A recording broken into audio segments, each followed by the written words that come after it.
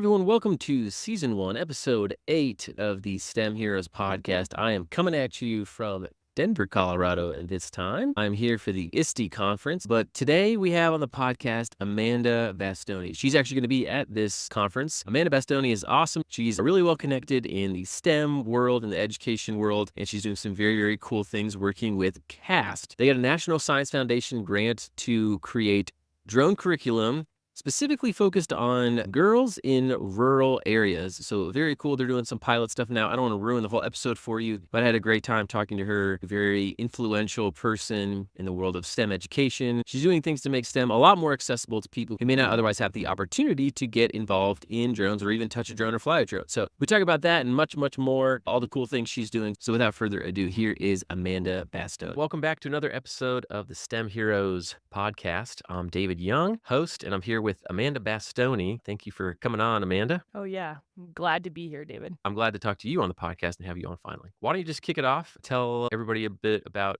who you are and a little about your background. Yeah, sure. As you said, I'm Amanda Bastoni, and I was a CTE, so career technical education teacher, and then a CTE director in New Hampshire. Now I live in Montana, which is really wonderful. My background is really in photography, so I was a photo video teacher, but got really into seeing how we could use different kinds of technology in that field. And then when drones were kind of hitting the scene, everybody was really into using drones to make videos and take photos. People wanted them at their weddings for photography.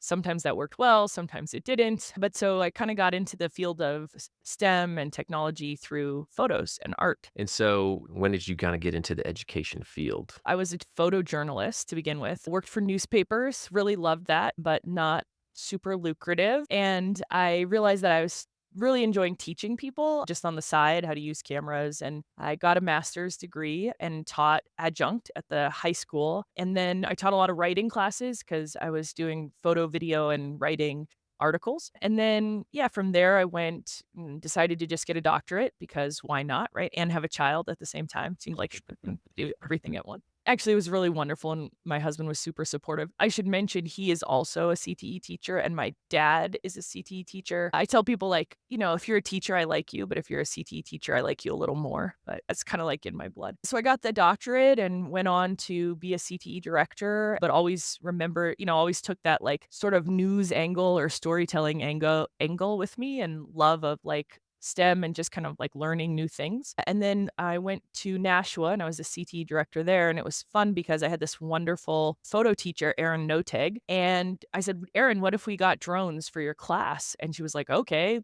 sure. What do we have to do?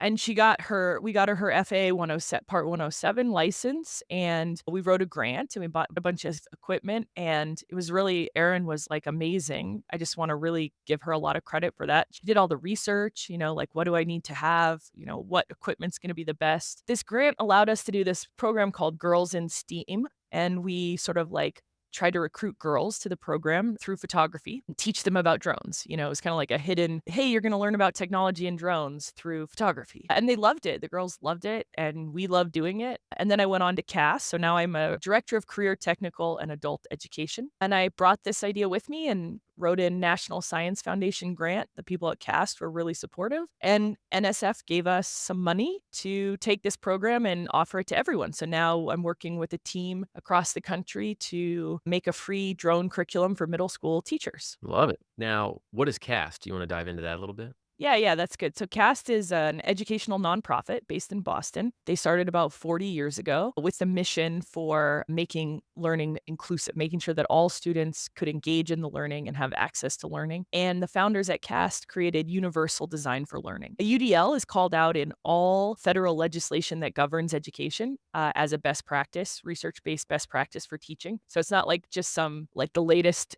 Thing that they made up? saying or whatever. I'm not like hawking this or selling some like weird thing, but it's actually research based and the federal government says it's good, so it must be. But anyway, so UDL is this approach to teaching and learning that it basically says if we proactively design the learning spaces and learning environments, more kids will have access. So for example, at the grocery store, those automatic doors, right? So if we put automatic doors in, then people with mobility issues can go into the grocery store. They don't have to go into a separate entrance, right? Or if we just don't put stairs, right? Then everybody can just walk in. It's easy. We're all invited. We're all included. even me with my kid, and I'm trying to push one kid on this cart and I have all my groceries, makes it easier for me too.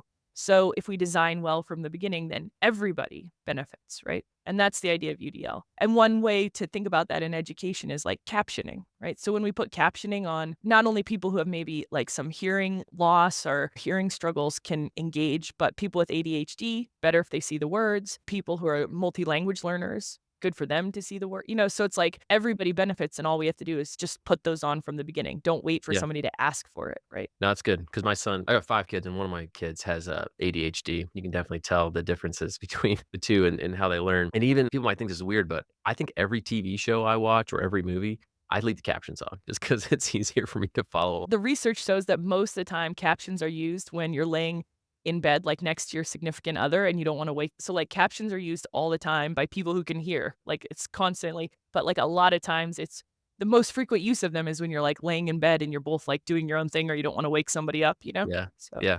I don't know. I think it helps absorb more, but either way. But, like, I feel like it's kinda like you're saying, like, hey, even if you don't have a accessibility need for it, it might make your life easier just in general, like the whole thing, "Hey, I'm walking in the grocery store and the door's open." I guess timeline-wise, so I can keep it straight in my head, so you were a CTE teacher director for a number of years. When in the timeline of your life did you switch over to CAS? Like, how many years ago was that? Oh, I've been at CAST 4 years. Yeah, Okay. so it was a cool experience for me at the time, this is pre-COVID, right? I had to commute from New Hampshire to Boston, but I only had to come in 3 days a week, and that felt, like, really sort of special.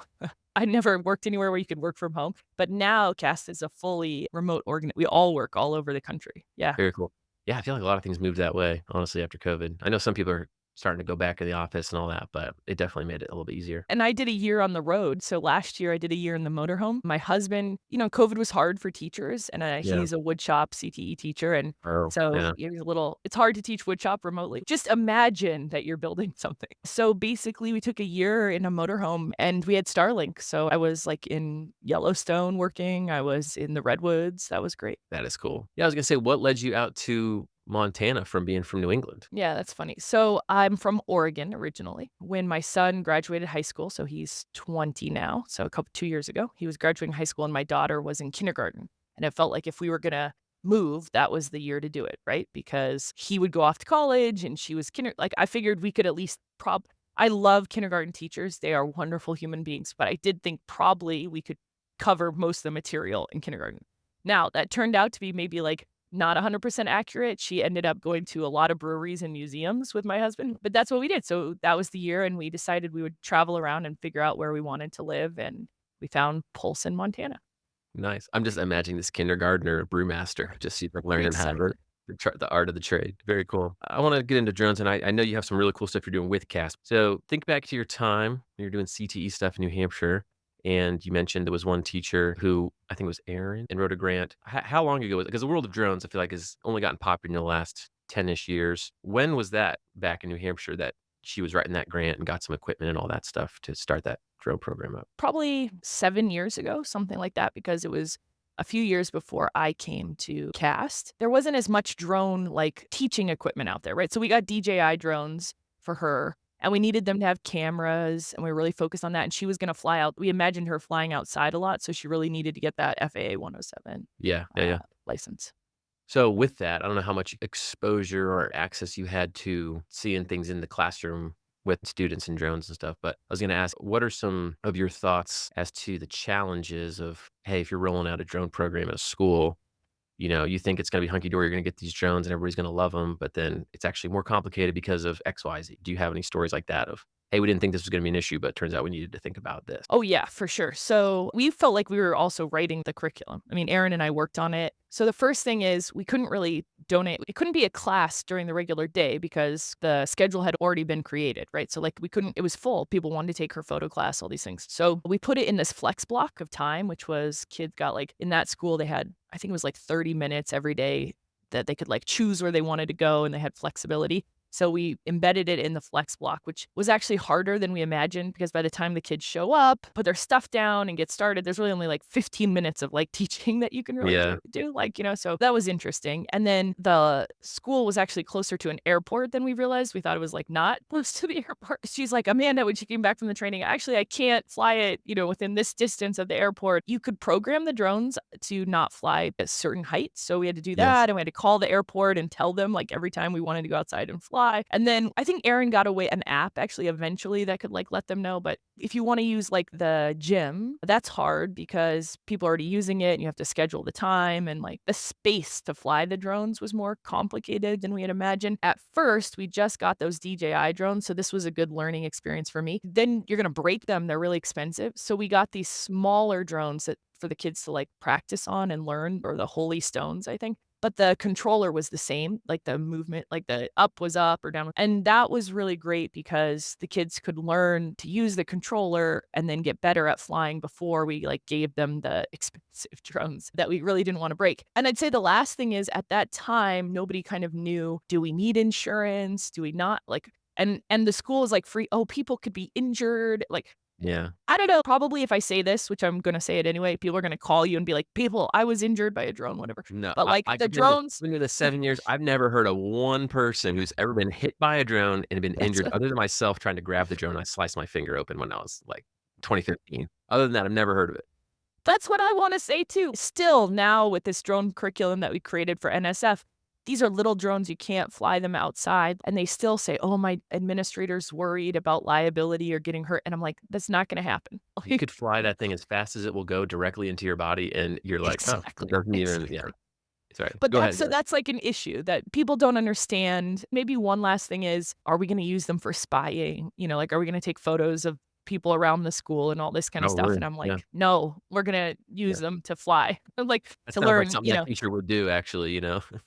exactly. That's secretly why we wrote this grant, because we wanna spy on the neighbors who live next to the school. Yeah. I don't know. But Yeah. anyways, but the school board was actually super supportive, so I just wanna, like, say that that was helpful, really, really Okay. helpful and important. Good. Very good tips. Number 1, give the kids stuff that is not expensive to destroy before giving them the stuff that is expensive, which you're right, those DJI drones are usually like 400 and up, at least even these days for your kinda smallest ones. You liked the Holy Stone drone, it sounds like?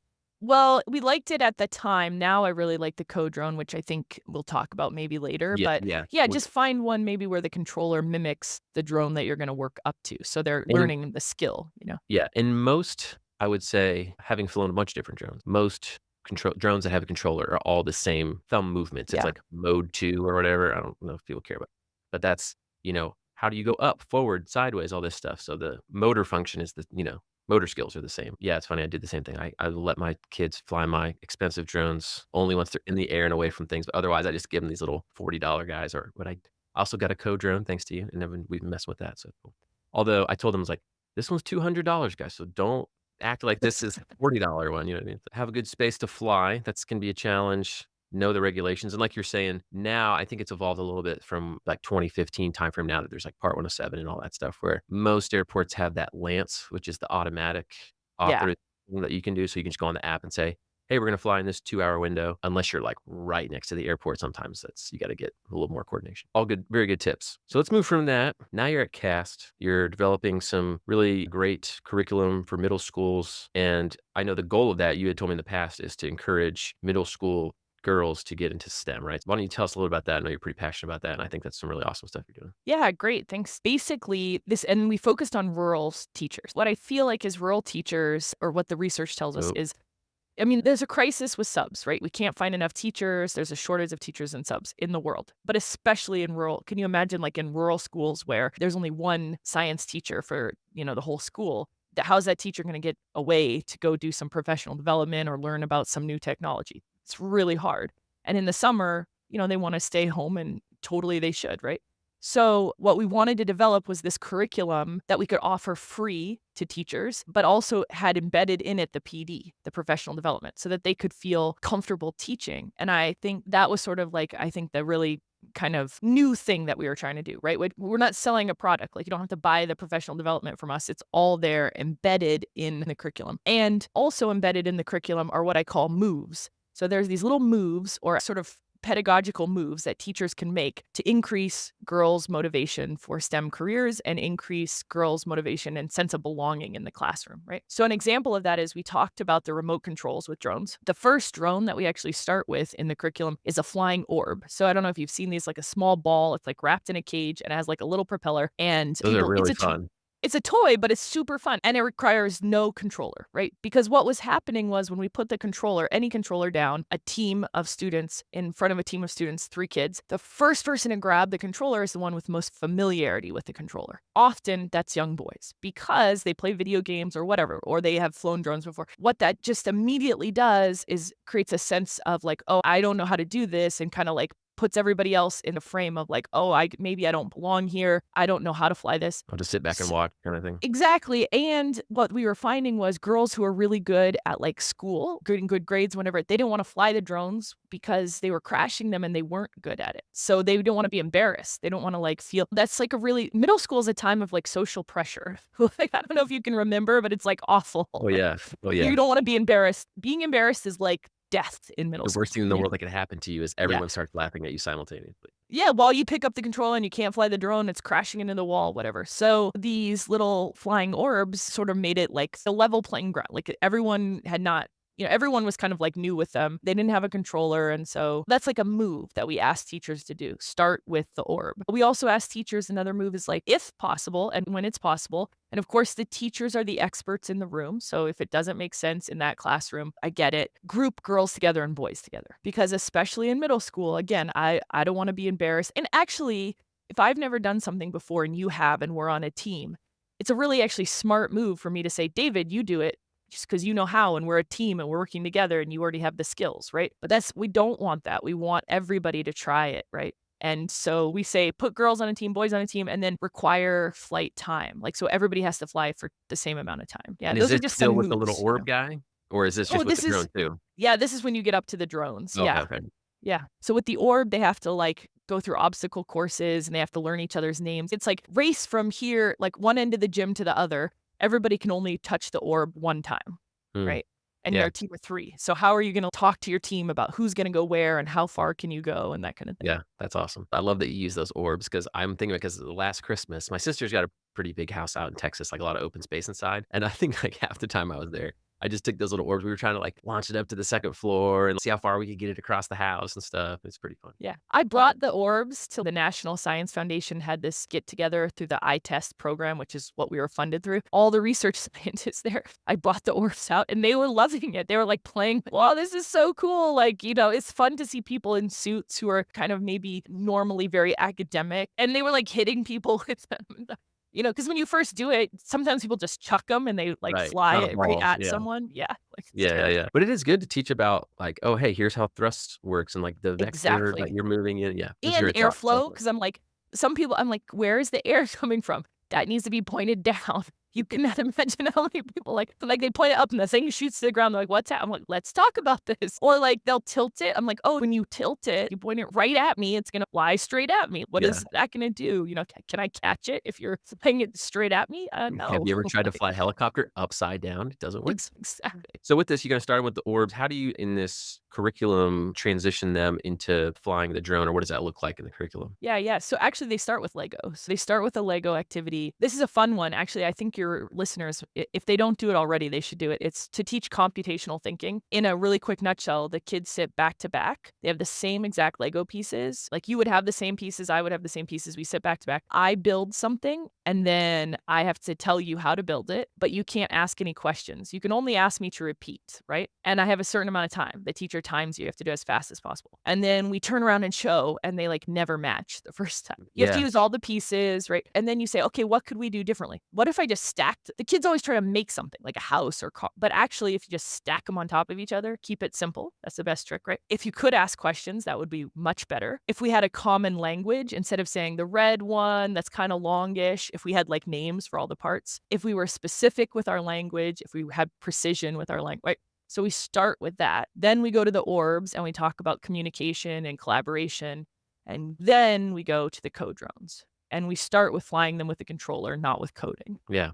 That's awesome. I want you to talk a little bit about the co-drones 'cause I think they're really cool and fun. You turned me on to them.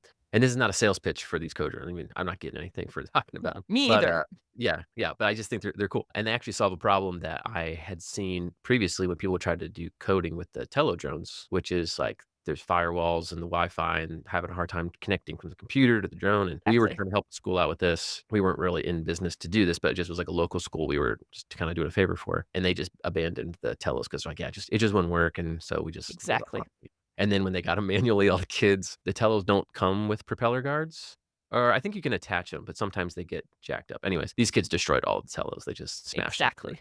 Exactly. Um, No, that's exactly what we found too. The Holy Stones, which we liked back in the day, actually have a lot of those same issues. And the problem with the Holy Stones is kind of really cheap. So, they don't teach flying very well because they won't hover really great. You have to keep don't like, yeah. they're not a great, they're fun for home, but they don't really teach the kids the skills that we really wanted them to learn. So talk a little about those co-drones and then how you utilize those in the curriculum. Yeah, so we have the kids start just like thinking about safety.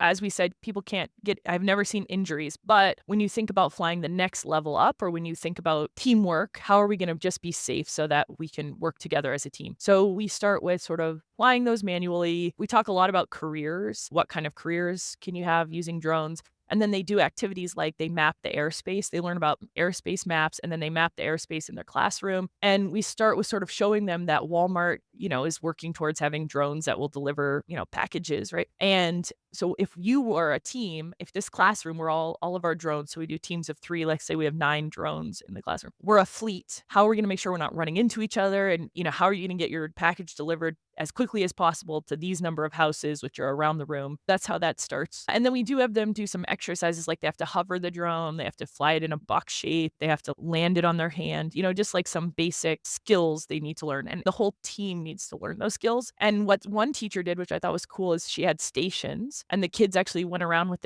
we give them a sheet to check off. They went to like one station and some other kid was there watching. Oh yeah, you hovered. And that kid checked off the box so you could imagine it was like a really fun activity for the classroom. Yeah. Yeah. Now, are they doing this manually flying, or is this like a program? Manually, yeah. So the first mission that we have 6 missions in the curriculum. The first one is communication, and that's really the Legos and the flying orbs. And then it's collaboration, and they move into flying the co-drones manually, and that's the next 3 missions. And then mission 4 and 5 are coding. First one is communication, next 2 are manual flight, and then 4 and 5 are the coding of the drones, where they learn to code and, like, compete with the coding. That's cool. I like that. And the coding's pretty simple too. I mean, do you guys just use the block, like drag and Yeah. drop coding? The cool thing is once the teachers have these tools and they feel comfortable, they've run through the curriculum, they can expand indefinitely. They can get other drones, they can do a drone competition. The co-drones are used by REC has a aerial drone competition. We just consider our curriculum like the starting point. It's just the like takeoff, like Yeah. here's the basics. Like now you can go do really cool fun stuff. And Co-Drone has great curriculum. They have a series of videos online that teachers can use. But how do you scaffold drones into the classroom? And the other thing is our curriculum was really to think about it's supposed to be able to be embedded in any STEM classroom. So like math teachers could put it into their classroom. Science teachers. I didn't want it to be just an after school curriculum because not all kids can stay after school, right? Like if you have to take the bus and your parents can't pick you up, then what? You can't learn about drones? Like that Yeah. doesn't seem right? So this is like for embedding it into like ideally embedding it into another so it's not like oh hey, this is a curriculum that's gonna be all you do from start of class to end of class for this entire semester block. Exactly. It's like some teachers are just rolling it out once a week. Every Friday, they do like one part of the missions or they do some of the curriculum. Or some teachers at the end of the year, their kids are kind of like a little squirrely. So they want to just save it and do it at the end of the year. It's just Sure. totally fine? Yeah, Like, yeah. I guess going forward, it sounds like you guys are in the middle of working on this stuff now. I guess where are you now and what's the future look like for what you're working on? yeah, so we're in year 2 of a 4-year grant. The first year, we were making the curriculum, and we did that in partnership with 4 teachers. The second year, which we're just wrapping up, we partnered with 8 teachers to sort of roll it out and give us feedback. And we went through a really big redesign, which is cool, and it was all based on the teachers' feedback. And I think it's such a better product now. What lessons did you learn that you ended up redesigning in the curriculum? Yeah, so I thought that the teachers would want this to be all online online. So we created these student portfolios. We thought that they would be like putting it in Google Classroom and uploading it. What we found was that teachers, when the kids are flying drones, they don't want a computer out too. Like it's too much like stuff to have out, right? Like for the kids to be using. They really wanted like physical notebooks so kids could take notes. So what we did is we turned that student portfolio into either online or printable version. We had a teacher who just printed them all out herself. And when I saw the product that she was making, I was like, oh, we need to do that. Like that's the solution. Tell me what you mean when you say portfolio. Yeah. Okay. What we have them doing is learning happens when you reflect on the experience, right? You have to take a minute at the end and be like, wow, what did I just do? Otherwise, drones are just a fun toy, which is fine. That's great. But we want them to do things like mapping the airspace. Where are they going to write that down? Where are they going to reflect on what they learned so I that they can see. see that they've learned something, right? We also have vocabulary we want them to learn. So this portfolio is where the teacher introduces vocabulary, the kids write their own definitions, right? Or they want to have like some safety rules. So they write those down as a team. Or they want to think about what do I know about? So some of the stuff we introduce is like careers with drones. So we ask them to reflect on what career they might like with drones. So each mission has like a collection of activities that the teacher has them take notes on or write down alongside the learning and the flying of See. the drones. Kind of their collection of their work and reflection and kind of. Exactly. And at the end of each mission, they get a certificate. You have completed. I wanted it to be like badges, like stickers, but we're not quite there yet. But they get this certificate. You have finished your STEM communication badge. You have So, and then you have to have them think like, what is communication? Why is it important in STEM? Is it important in STEM? Like, what is collaboration? Why is it important in STEM? So 6 missions, 6 portfolios, they put together mission 6, they go out and show someone. So the teachers do this differently. So they could have the principal come in and everybody gets to show the work they did. One teacher took her class up to the high school and they showed the high school aviation kids what they did. That's super Okay. cool. Yeah. I was thinking they could even have the kindergarten kids come in and they could show them, like they show what they've Yeah. learned. That's Yeah. the completion. Okay. Very cool. That was one lesson learned was they wanted actually Yeah. physical copy or physical versions of that versus just everything online. You iterate and you get excited and you put a bunch of stuff in there and then like you have to like pull it back and figure out what's actually really important. And the teachers helped us figure that out a lot. Especially as I was saying, this curriculum was designed to be embedded into a classroom. So the teacher has to feel like there's value. We also linked it to all the competencies and the standards like ISTE, we kind of identified a few. So originally the professional development was embedded through the site in a way that felt very disjointed for the teachers. So I was a teacher and I did this too. Actually, this is how adults learn. You don't go read the manual, right? Nobody's like, I'm going to read. Maybe some people are. That's not true. But most people aren't like, I'm going to read the whole manual and then I'm going to do the thing. They're like, I'm going to do the thing. And when it gets hard or I can't figure it out, I'm going to go look in the manual for like where. Yeah. Of course, first design the PD, like read this first and then start the PD. Was like not teachers were not reading it. So I just wanted to like roll it out. So now what we do is we create these teacher decks, which are like slide presentations, and the teachers show that to the students, right? Like it'll be a video, talk about the drones or whatever. Within the slide presentation are slides that tell the teacher, hey, this is how you use the next 3 slides. And they can delete that or not, but it's right there, just in time support that they need. Yeah. Nice. As you are teaching, it's kind of coaching you. Here's how to do this next part kind of thing. Exactly. Here's what to ask, what to look for. So that Lego example I gave where the kids sit back to back, it'll say the slide before will say, hey, when you get to the end, there's some key ideas you want students to walk away from this with. Simplicity, precision, whatever. Like, so it kind of guides them right before they do the activity. It's nice because they don't have to worry about like, okay, I'm going to watch all this stuff and I'm probably going to forget this by the time I actually get there in the curriculum. Exactly. And then it has like a little icon that shows them like, oh, this next activity is in the portfolio. So go have the kid, oh guys, open up your portfolio. You're going to do this activity there. So it's like really much more seamlessly integrated, which was the goal. Nice. Very cool. We started with 4 teachers. Then we went to 8. This year 3, we need 25 teachers to roll this out. I thought we were going to struggle. It's actually a lot to ask teachers. Like, it's hard to find. It's a big ask to ask teachers to try something new in their classroom, even if you pay them. It's like to experiment. Even if you give them free drones. Like, it's still a big ask. We had 87 teachers. I had to stop, close the sign up because I was like, oh, it's great. I mean, in Oregon, they're actually paying me to come out. Oregon teachers, they have a STEM hub group. It's really cool. They got this grant and they said, we'll buy all the drones for the teachers. Can you just come out and teach us how to do it? Even though it's like freely there and stuff. Sure, I guess. Like, So I think what I'm trying to say is like super people want to put drones in the classroom. What they need is this easy curriculum that then they can make their own. It's not something we charge for. There's no cost. That's great. Do you need more teachers now? I mean, I guess you have the third year set, but for the fourth year, is there at a point where it's going to be, hey, this is just available to everyone nationwide, After or what year does that look 3. like? Yeah, after year 3. Actually, I mean, right now it's available if people wanna reach out. I'm happy to share it. At the end of year 4, we'll be like, "Okay, enjoy this, like, go out, use it."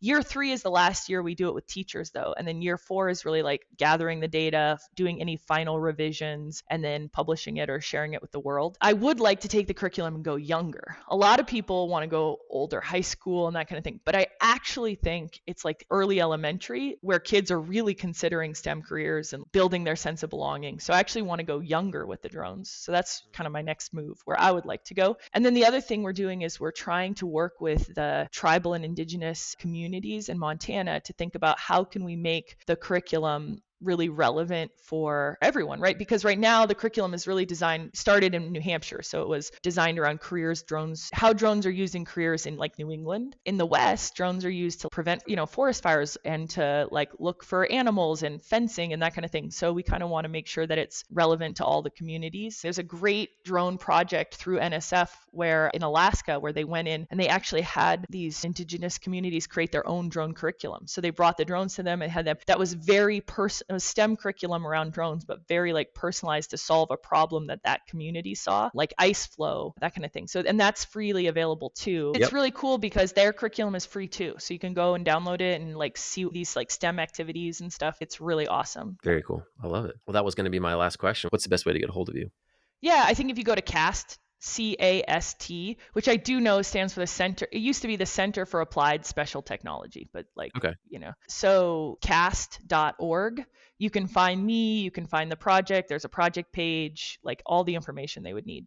Just Yeah, go because to what's the name of the CAST. program again? Is it Take Flight? Take flight. Yeah. Well, before we leave and hang up the podcast, there's been tons of good advice on this podcast. But if you were to leave one last piece of advice of people who are thinking about potentially integrating drones or robotics or more STEM stuff into the classroom, what's one piece of advice you would leave with them? I would say don't be afraid to do it. Your attitude as the teacher and your mindset as the teacher really is going to impact your students. It's okay. Teachers tell us, well, I don't want to break the drones or whatever. Break the drones. Like, I know they're expensive. They feel like they're expensive or they're special, but it's really important for you to just embrace the fear or whatever, the nervousness and the fear of the technology, because you'll pass that on to